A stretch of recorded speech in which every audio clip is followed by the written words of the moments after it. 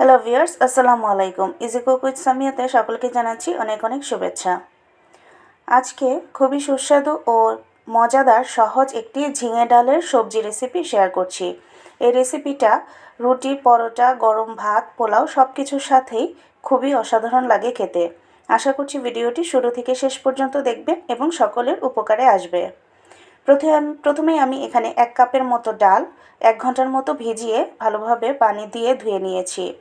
এখানে কয়েকটি ঝিঙে ভালোভাবে ছিলে একটু পাতলা পাতলা করে গোল গোল আকৃতির করে কেটে নিয়েছি। এই রান্নাটা হাতে মেখে করব, তাই প্রথমে আমি কড়াইতে ঝিঙেগুলো দিয়ে নিলাম।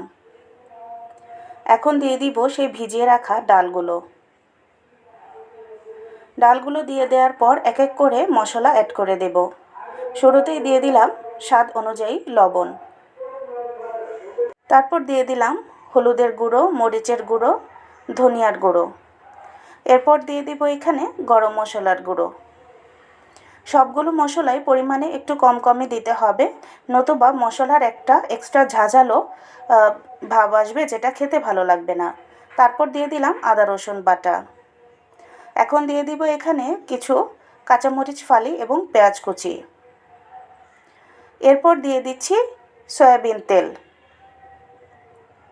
সয়াবিন তেলটা খুব বেশি পরিমাণে দেওয়া যাবে না, অল্প পরিমাণেই এই পর্যায়ে দেব। তারপর হাতের সাহায্যে সবগুলো উপকরণকে খুব ভালোভাবে মিশ্রণ করে নেব। একবারে হাত দিয়ে চটকে মেখে নেব। এমনভাবে মাখতে হবে যেন ঝিঙেগুলো থেকে অনেকটা পরিমাণে পানি বের হয়ে আসে। তো বেশ কিছুক্ষণ আমি মেখে নিয়েছি।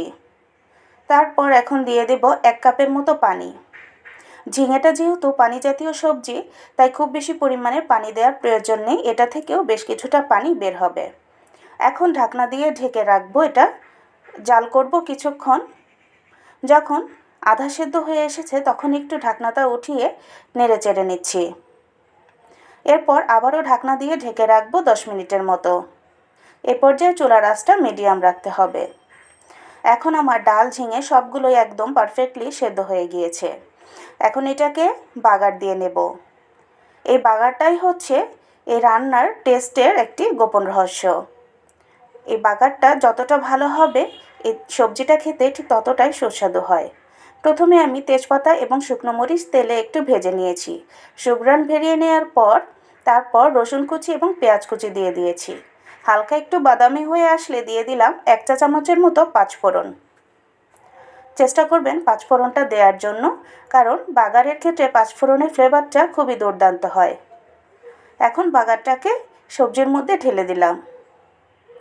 কিছুক্ষণ নেড়েচেড়ে মিশিয়ে নিলেই ব্যাস রেডি হয়ে গিয়েছে। তো ভিউয়ার্স, অবশ্যই এভাবে একদিন ট্রাই করে দেখবেন। আশা করছি নিরাশ হবেন না। এটা কিন্তু সব কিছু দিয়ে খেতেই খুবই অসাধারণ লাগে। তো একদিন ট্রাই করে দেখার অনুরোধ রইল। আর যদি ভিডিওটি ভালো লেগে থাকে তাহলে অবশ্যই ফলো এবং সাবস্ক্রাইব করে রাখবেন। আর ভিডিওটি একটি লাইক কমেন্ট করে দেবেন। আর এই ধরনের আরও ভিডিও পেতে আমার সাথেই থাকবেন। আজকে এ পর্যন্তই। ভালো থাকবেন সবাই। আল্লাহ হাফেজ।